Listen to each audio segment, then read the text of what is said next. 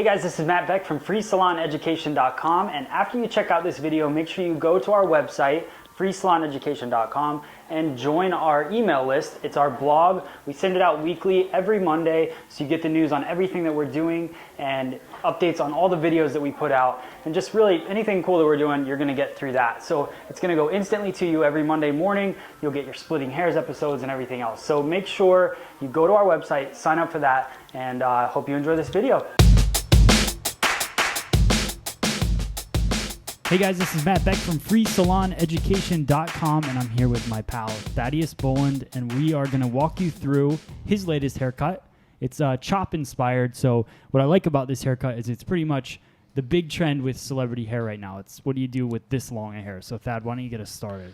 Hey man, I'm really excited to talk about this because it's going to really show you how to remove a lot of weight when you're cutting off a lot of hair, which I've noticed that like when I was just starting out as a stylist, that it was like really tough to like chop somebody's hair off, and then you had all this like awkward weight like just hanging around the perimeter.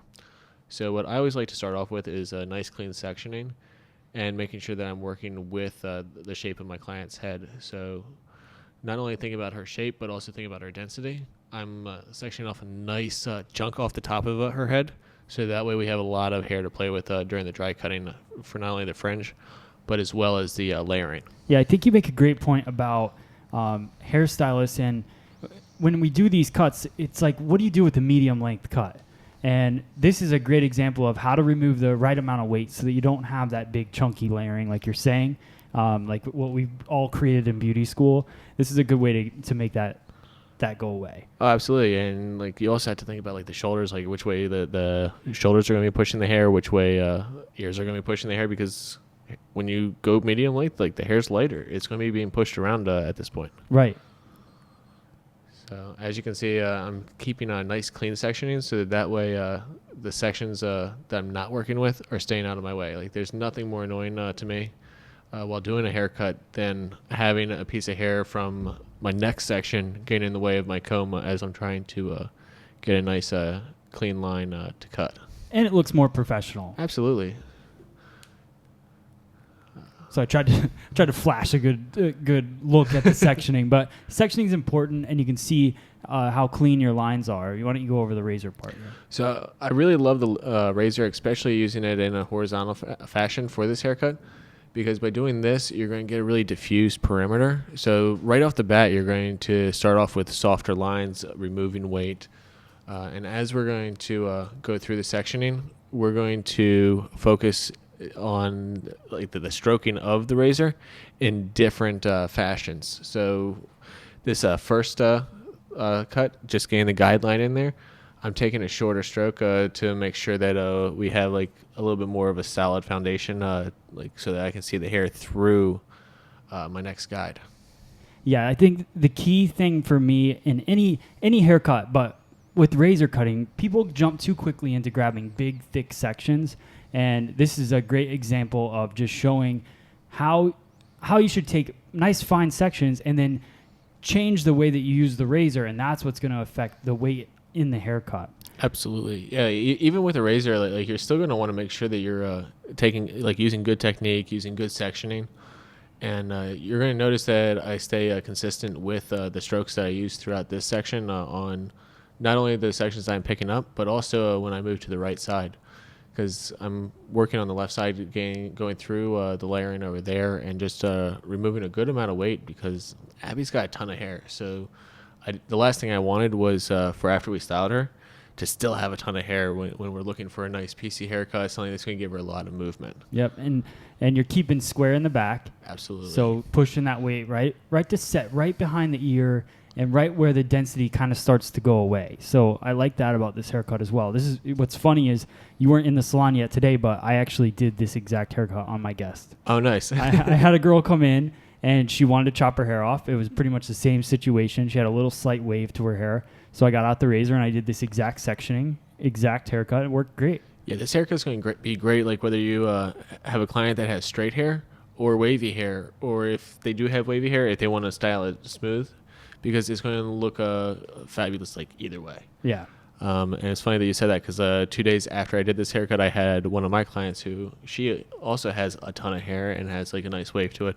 She came in and she's like, "Dad, it's time. I'm cutting off my hair. Like I need to change.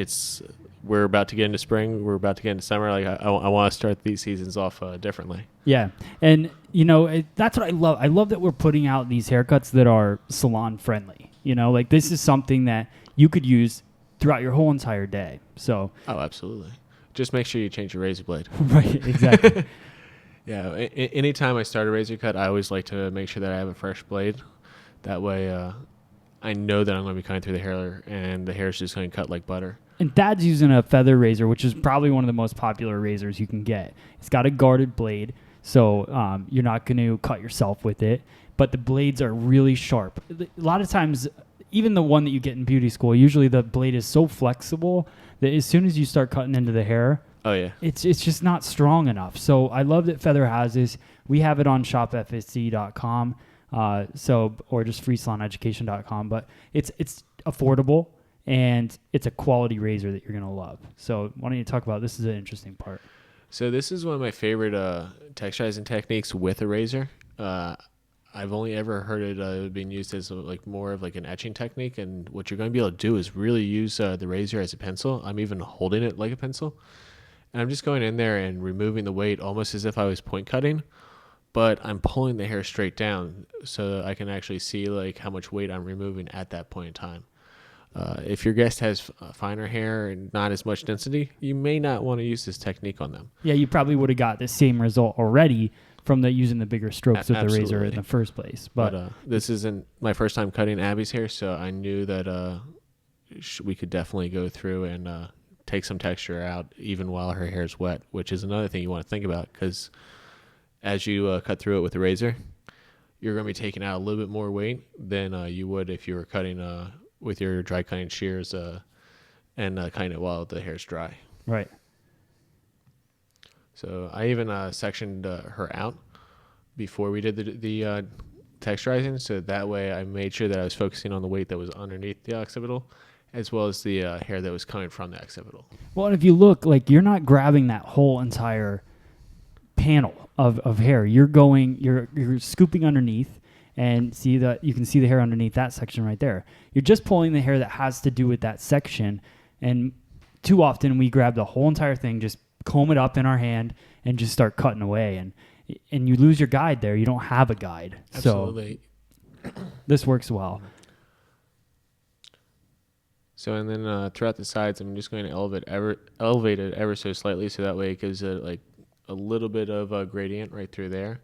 Because we have less hair on the side of our head because we have an ear there, which ears typically don't grow hair, at least not as long as that's coming out of the top of the head. If they did, that would be really creepy. Yeah, if you got ear hair that long, I recommend... Could you imagine if we were doing ear trims? Yeah, you're just going to want to cut it. Actually, when's the next time Joe coming in? Oh, jeez. Yeah. So... But we're just going to use that elevation as the texturizing because, one, we're going to go through and put in a lot of texture with the dry cutting. And I don't want to remove too much weight because of having less hair here. So we're just going to use that elevation to remove a little bit of weight and then focus more on the weight when the hair's dry. And I think it's important, too, to look at the fact that you comb over and over again. You'll comb it, you'll cut it, and then you recomb it just to make sure that you get every hair and they all line up nice. Because sometimes with a razor, some hairs can snag or whatever. Absolutely. So especially when you're using a guarded razor. So I think it's good that you go through and you check it and just make sure the line. Take your time with a haircut. That's what people come back for, is when you spend time really focusing on each section. Oh, absolutely. Yeah. And like the last thing you want is to be going through with the blow dry and then all of a sudden find a hair that's like 6 inches longer than the rest of them, especially when you're chopping somebody's hair off like we did. Right. And let's look at the importance of that top section right now, because we're about to get into that. So I think the way that it rides the parietal and goes down, I mean, you're going to do this quick blow dry. Yeah, there it goes. Man. But I wish I could blow dry this fast in this. But you can see the overlay of that section. Mm-hmm. So now it's all smoothed out. You can see the overlay of that section and how it falls. Why did you pick that sectioning on the top that way? Well, I wanted to give like her some extra hair up there for going through and doing the layering, so that way we had a ton of movement. Because as you can see, like she like just dropping that hair down, that's prime example of how much hair she has. Yeah, you couldn't even see the bottom. Yeah, like you couldn't see the guideline. she essentially had an undercut for like a short haircut and then a long haircut. Right. But what I'm doing right now is I left a ton of hair in because not only are we doing a layering with that top hair, but we're also doing a nice fringe like that's going to frame her face very nicely. And I wanted to make sure that we had enough hair to give her a lot of framing around her face that was nice and layered, as well as be able to get in there and have enough texture throughout the haircut and to give her lots of movement and really be weightless. Yeah, and I want to talk about this tool that you're using. We can talk about that because I'm madly in love with these scissors. They're like the first scissors I want to steal from Thad because I don't have one, but it's the Blacksmith Fit Puffin from Mizutani, and he let me use them the other day in the class. He was teaching this haircut actually. We were doing a dry cutting class, and I've never really used a dry cutting scissor. And you decided to get one. Yeah, this was the first pair that I've ever used. Like Yeah. I hadn't even borrowed somebody's dry cutting shears. They just it intrigued me. The scissor shape intrigued me, Yeah. and the concept of having a shear just for dry cutting, which like we all should do a good amount of dry cutting, not to fix your haircut, Right. but to like really put your signature on it, really customize it to your client. Yeah, and add the details and just the buttery feel of that scissor when I went into even a mannequin head. It was like I fell in love. I called Mizutani. I'm like, I have to have one of these. So I think it's cool. As you go through it, you can see the point cut. You can see how easily it's removing the hair. And I love that this technique that you're doing here, it's elevating the fringe. Yes. So you're cutting a face frame, you're cutting a bang, but you're doing it with elevation instead of pulling it down by the nose. You're going in there and elevating it to remove the weight around the face. Absolutely, yeah. Abby, like we've said countless times, we're probably up to like 5 times or 6 times by now. She's got a ton of hair, so I elevated it probably a little bit higher than I would typically, Yeah. just because you don't want to have like too much layering on somebody who has less density. But the more density you have, like the more layering you're going to be able to get away with. Right. So we definitely wanted to get in there and release some weight so it didn't look like we barely touched anything or just did some slide cutting around her face, because I wanted it to be like some distinct bangs, Right. but definitely some light bangs. I didn't want like a super heavy bang. All right. So what we're doing right here is a teasing cutting technique. I love this for not only just adding more texture, like going through and texturizing, or actually doing some cuts.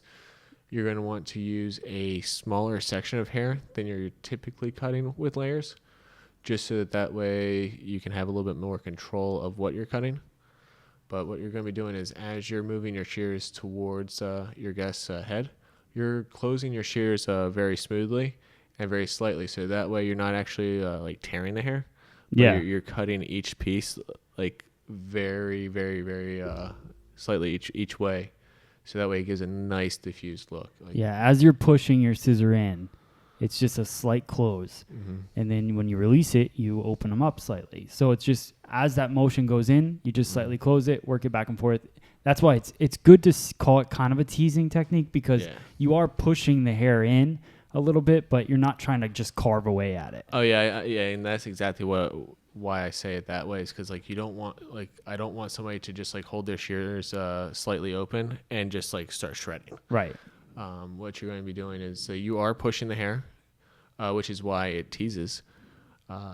It's a pretty extreme technique. You may want to warn your guests before you do it, but it's a fun technique. It gives a great look. Like you can see, it's very soft. Like, and we haven't even finished with the style yet. This is like the anti having your guests come in and say, I want the 3-layer haircut. Oh you yeah, know? this Like is like 5 billion jillion layers. Right. It gives it a smooth feel to the layering. You don't see a stack of layers whatsoever because of the teasing technique on top. Like you built the structure with the razor at the bottom for the most part. I mean, it's the diffused structure, but there is some structure into it and rhyme and reason. Mm-hmm. Now you're just going through and shattering the top to lay over top of what you did.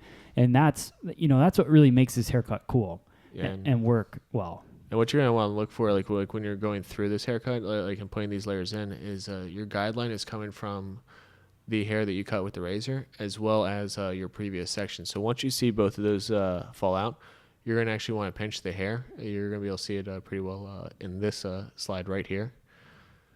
And if I decide to cut, there we go. So see, I just pinched the hair, so I'm not holding it like in the traditional layer form. Right. You just get more tension. Oh yeah. You're gonna be able to get more tension. Like the hair's not gonna be slipping through your fingers, as well as trying to hold it if you're cutting layers normally, it's just gonna be painful, like and very frustrating. You're probably gonna give up after the first time.